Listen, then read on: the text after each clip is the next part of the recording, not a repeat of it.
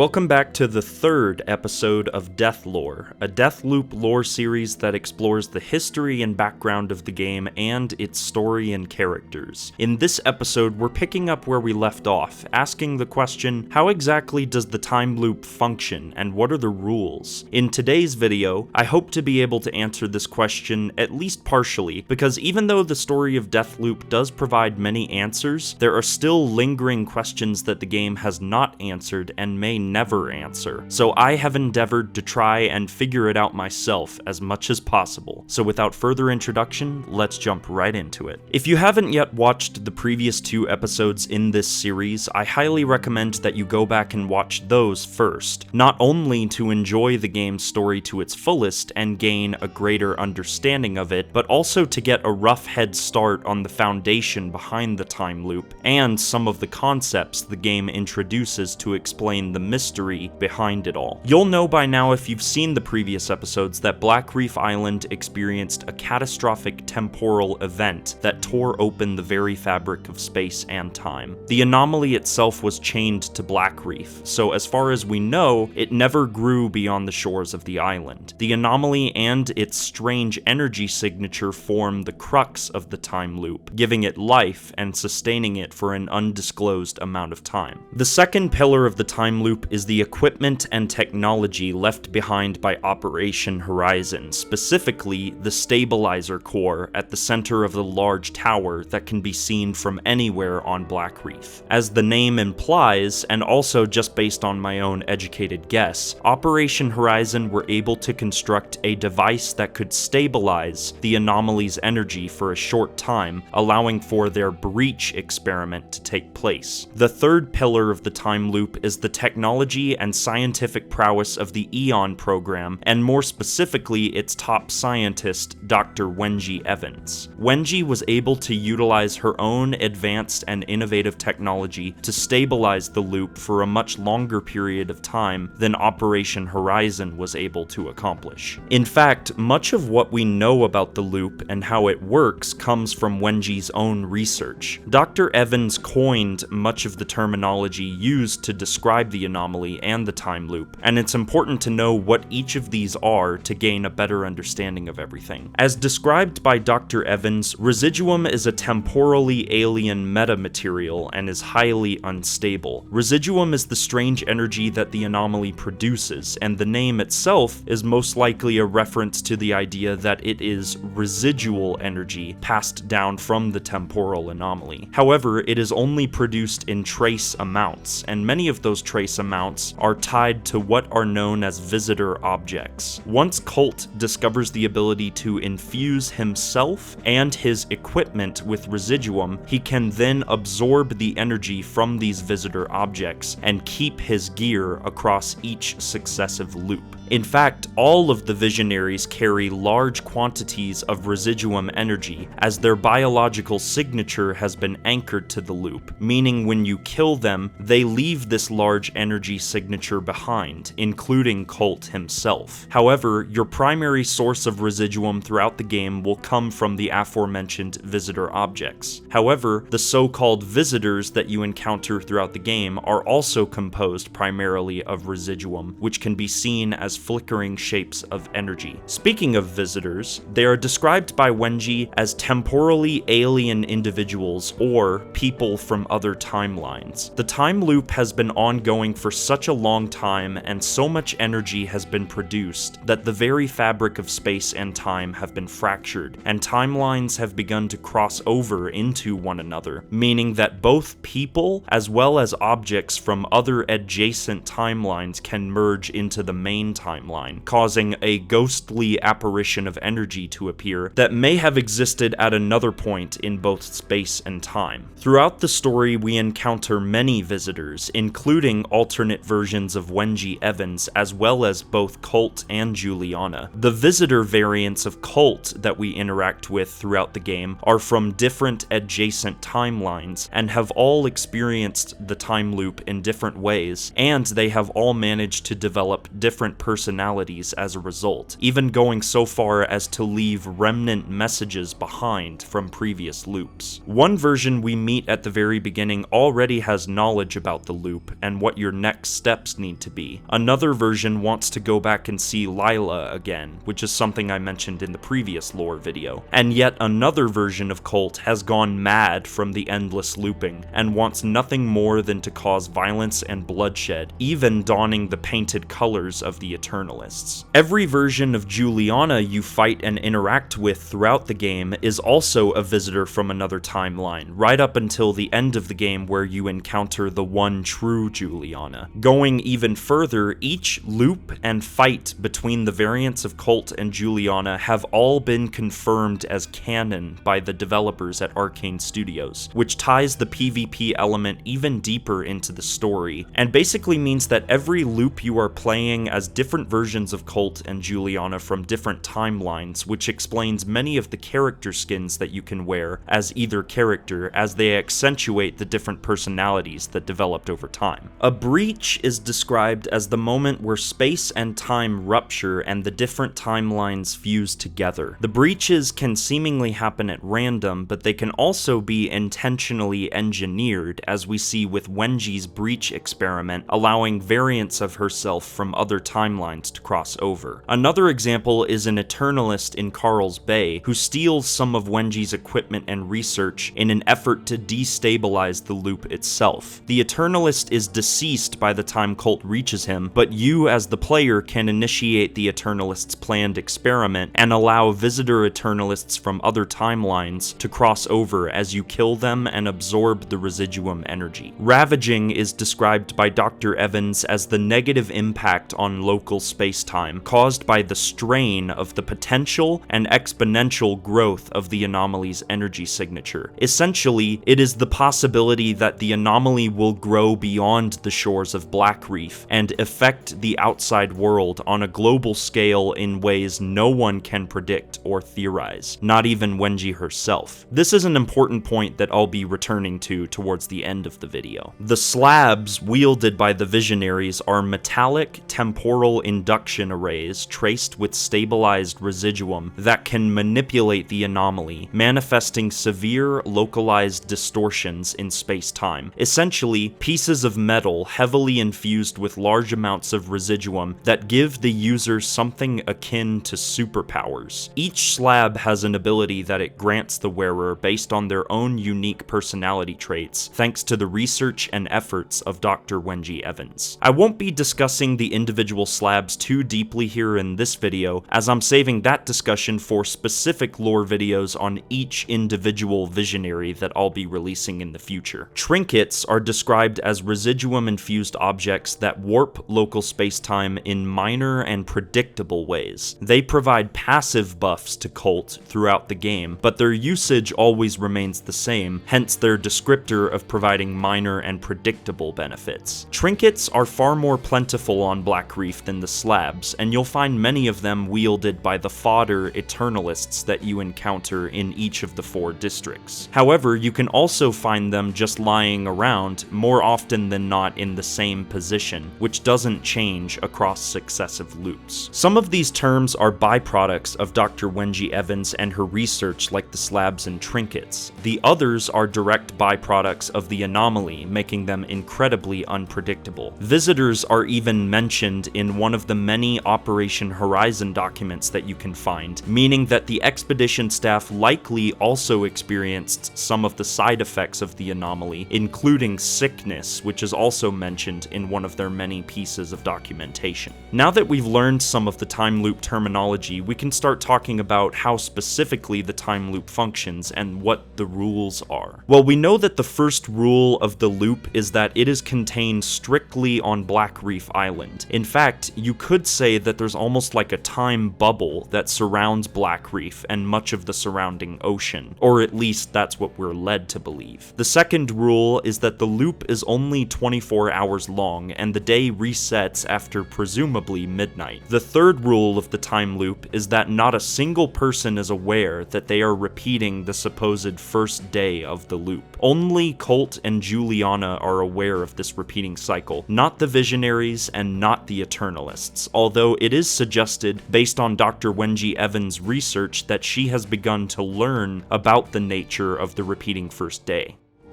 An observation from this morning's early announcements. The notable leap of Eternalists Colt and Juliana.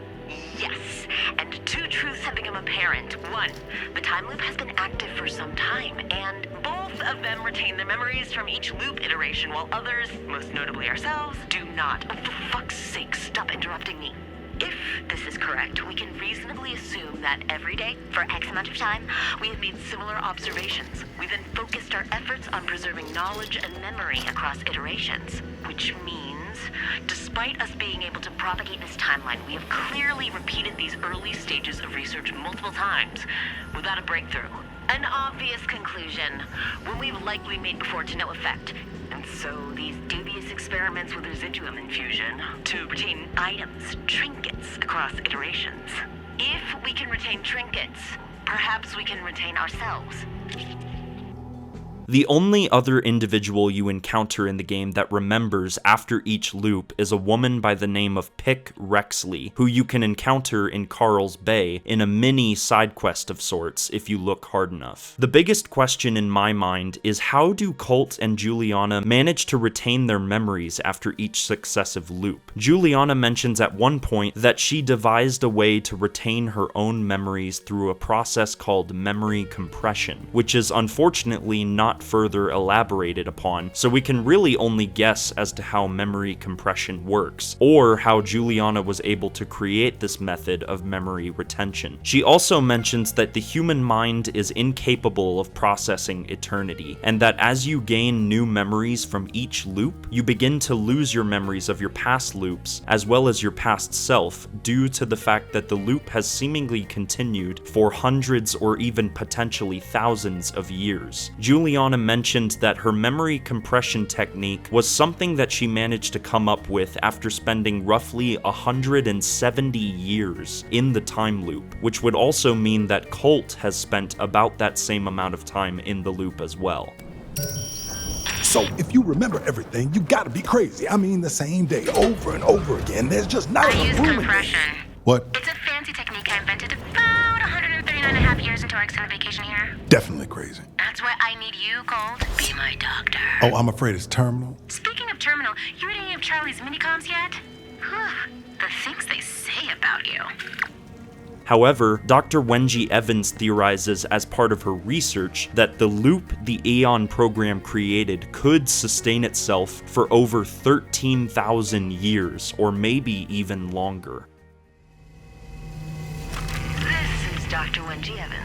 As the head scientist of the Aeon program, I was tasked with creating a highly interdependent thermodynamic system that would allow us to harness the vast energy produced by Blackloop's anomaly. With some ingenious reverse engineering, I was able to repurpose the stabilizer antenna to harness power from the anomaly and drive it into the core. By placing myself and the other visionaries at the center of the stabilizer core, I was able to imbue the anomaly's energy into us. Now we are the ballast. The visionaries are the loop, and I can still perform field tests on the breach phenomenon without endangering the program. Barring any failure of our protocol, which would be, well, catastrophic, we should experience the loop state every day for approximately 13,562 years. Shit, it's too bad I'm gonna end the program after 50. This will be my last recorded tape before the loop initiates. In less than an hour. The first day. The time is 23:42 in the evening. The date is... whatever. It's 1963. Why Colt and Juliana though? Why are they the only ones that can remember? Well, it might have something to do with the fact that Colt spent a lot of time on Black Reef Island prior to joining the Aeon program, and he already had 17 years worth of experience being stuck in a time loop. In addition to that, Juliana was in her mother's womb for a short period of time on the island during Operation Horizon's final days, and there's no telling how the energies of the anomaly would potentially affect a pregnancy. Another potential explanation for how Colt and Juliana are able to remember is due to their continuing game of cat and mouse, and the fact that they keep killing each other prevents them from forgetting their memories of previous loops. But then why don't any of the other inhabitants on the island remember from loop to loop, if being killed is how you retain your memories? Or what if the way to remember is to commit suicide? Colt killed himself to break his first loop of 17 years. Could Juliana Juliana have done the same to retain her own memories? Did Colt forget everything because he eventually became almost robotic, doing the same thing over and over, but by killing others instead of himself, he only made his memory foggier? The truth is that we really don't know precisely how the loop works, or how Colt and Juliana are able to retain their memories, but there is one thing that we can potentially get an answer for. I mentioned earlier the concept of ravaging, which is the idea that the energies of the anomaly would spread on a global scale, and would not contain itself on Black Reef forever. Throughout Deathloop, there are hints that the world outside of Black Reef is a much harsher and scarier place than we even realize. We see a glimpse of this outside world in one of the endings for the game, where after Colt breaks the loop, we are shown an apocalyptic landscape where the skies are boiling in red and orange, and the sea has all but dried up. This begs one last question. What exactly happened to the world outside of Black Reef Island? The answer may lie in a surprising and deep connection to another series that is very close to my heart, shall we say.